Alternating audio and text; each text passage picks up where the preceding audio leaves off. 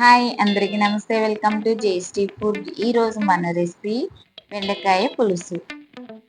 ఈ పులుసు చాలా బాగుంటుంది. పర్ఫెక్ట్గా ఎలా చేయాలో చూపిస్తాను. ముందుగా మన ఛానల్ని చూస్తున్న వాళ్ళు మన ఛానల్ని సబ్స్క్రైబ్ చేయడం మర్చిపోకండి.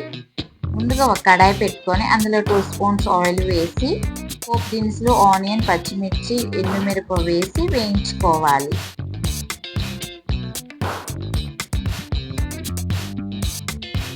వేయించుకున్నాక కరివేపాకు వేసుకోవాలి. బెండకాయలను కట్ చేసే ముందు లేతవే లేదని చూసుకొని కట్ చేసుకోవాలి. లేత బెండకాయలు ఈ సైజులో కట్ చేసుకుంటే సరిపోతుంది. బెండకాయ ముక్కలు వేసుకోవాలి. కడాయిలో వేసిన తర్వాత 2 నిమిషాలకి టమోటా ముక్కలు వేసుకోవాలి.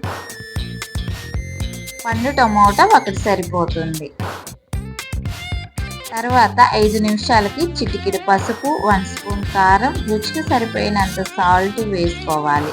మసాలా పౌడర్ 1 స్పూన్ వేసి మొత్తం ఒకసారి బాగా కలపాలి.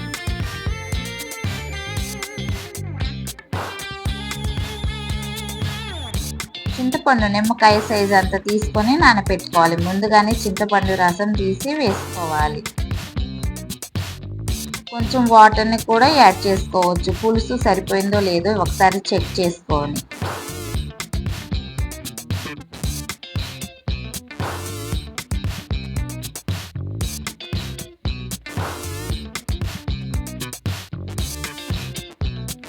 ప్లేట్ పెట్టుకొని 5 నిమిషాలకు ఒకసారి ప్లేట్ తీసి పులుసు కలుపుకోవాలి.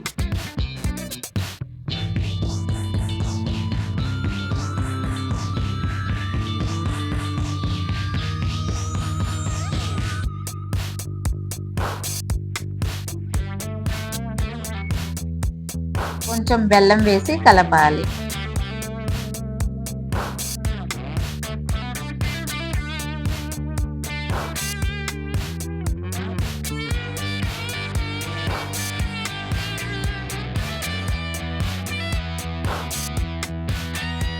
లాస్ట్లో కొత్తిమీర యాడ్ చేసుకోవాలి.